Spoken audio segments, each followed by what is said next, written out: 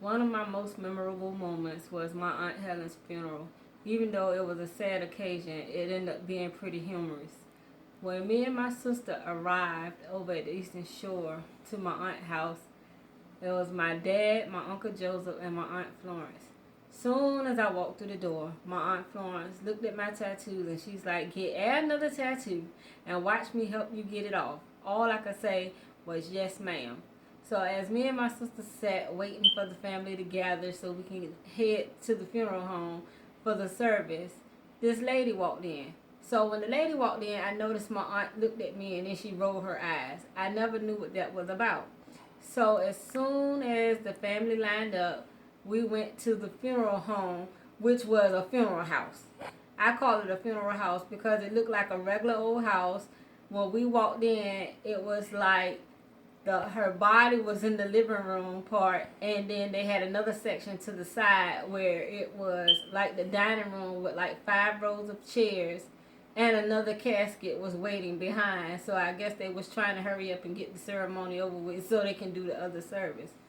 While we was in there, my cousin, which was my Aunt Helen's grandson, hadn't arrived yet. So my Aunt Florence is sitting there fussing the whole time. She wasn't know, well, how long is we going to sit? Us sitting here is not going to bring her back. And she was just cutting up. So my dad had to use my uncle's phone, which was higher technology than what he's used to. So my dad couldn't get the phone to work. Finally, my cousin arrived. The service began, and they asked my Aunt Florence to lead us in a song. Why did they ask her? My Aunt Florence said, I ain't singing nothing. She said, I sang at Robert's funeral, and I'm not singing nothing. And she rolled her eyes and she turned her head. So my uncle ended up having me read the New Testament as well as the Old Testament. I was a little nervous because I don't like talking in front of people that I don't know. After I read it, I ended up having to sit beside my aunt that did not want to sing.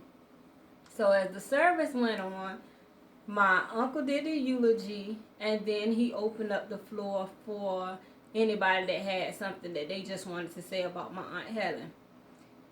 Finally, they did the last viewing of the body. The lady that I told you about that came in before that my aunt rolled her eyes at, I never knew why. So my aunt was in my arms crying, saying how she was going to miss her sister and she didn't move from Georgia for her to come, and my aunt passed away. And this lady is standing there viewing her body. So my aunt happened to turn around and see her.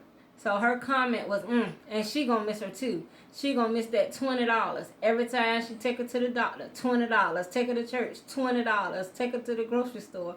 $20. And I'm sitting here trying not to laugh as she's stating this really, really loud.